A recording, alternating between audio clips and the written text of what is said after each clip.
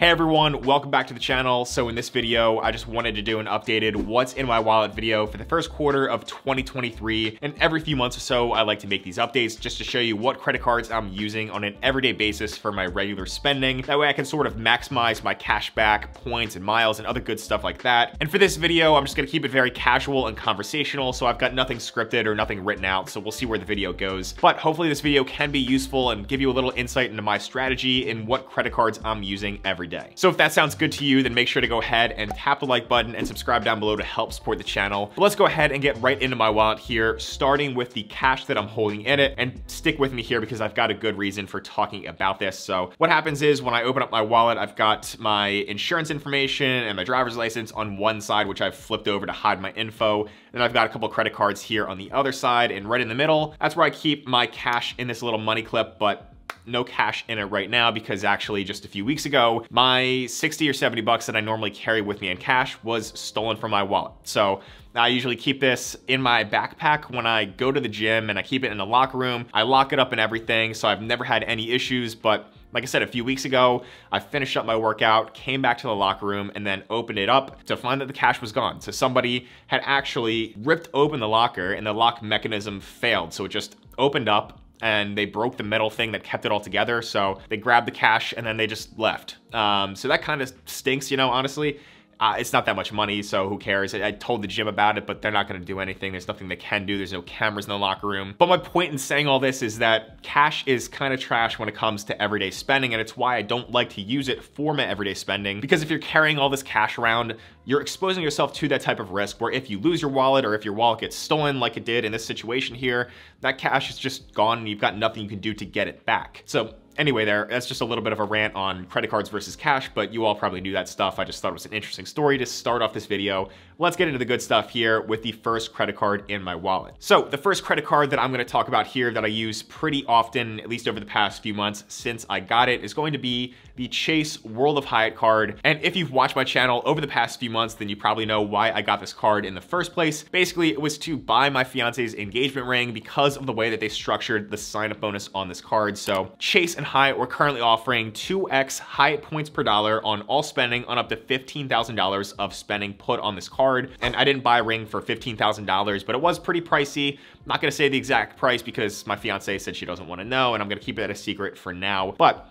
this card came in handy for that, so I put the entire ring on the card and just paid it off. And I think I also got a bonus 30,000 Hyatt points for the first $3,000 of that spend. Basically, this card has just been my catch-all card for miscellaneous expenses that don't fall under another category like gas or dining or groceries for some of my other cards. But I believe the sign-up bonus on this card is going to expire next month, so it'll be 6 months since I got this card, and I'll no longer be getting 2x points per dollar on everything. So at the time, this card is going to go back into my credit card binder. Probably won't be used too much because it just doesn't have that many other good categories. I think it also gets a little bit of extra bonus points for fitness club spending, so I do use this for my gym membership. And then it also has a $95 annual fee, but it comes with a free anniversary night for, I believe, a category 1 to 4 Hyatt property. So those category 4 hotels with Hyatt could probably be worth somewhere around $200 to $300. So I'll gladly pay $95 per year just to get $200 to $300 in value. And that's why this is a good long-term keeper card for me. Then for credit card number 2, I'm gonna pull out a fan favorite that many people on YouTube talk about and many credit card blogs talk about. It is a very good card for food expenses, and I've had it in my wallet for over 2 years, and that is going to be the Amex Gold Card. So of course, the Amex Gold Card gets 4x points per dollar at grocery stores and 4x points per dollar on dining at restaurants, as well as 3x points per dollar on flights. But I've got some other credit cards in my setup that I'll use for flights and travel and other stuff like that, so I'm not really using my Gold Card for flights. But anytime I go to the grocery store and I'm the one that's paying, it's going on my Amex Gold Card right now. But actually, for the first quarter of 2023, I do have one other card that goes in my fiance's wallet that we're using in our 2-player setup. So I'm going to talk about that in just a bit here because our 2-player strategy is going to have a big role in our 2023 credit card plan for free travel and other stuff like that. Now, one more interesting thing that I actually wanted to get all your thoughts on down in the comment section below is that when I go to use my Amex Gold Card or even any other credit card at a restaurant to pay the bill, what I've been seeing more and more of lately, and it's been going on for a few years, but more and more lately, I've seen more places start to charge an extra processing fee for using a credit card for the payment. So just as an example, last weekend, I went out with my fiance, her parents, my parents, and we all just had dinner. And we went to a local restaurant that we've been to plenty of times before, but what it seems like now is they've actually introduced this thing where they're charging 3% when you pay with a credit card. And what happened was I was putting the bill on my Amex Gold Card, but when I went to go pay, I didn't even notice it until after the fact when someone else pointed out to me that they were starting to charge this 3% fee. And if you paid in cash, they actually do waive that fee, so you don't get charged that, but the problem actually goes back to the cash in my wallet because I'm not carrying any cash in,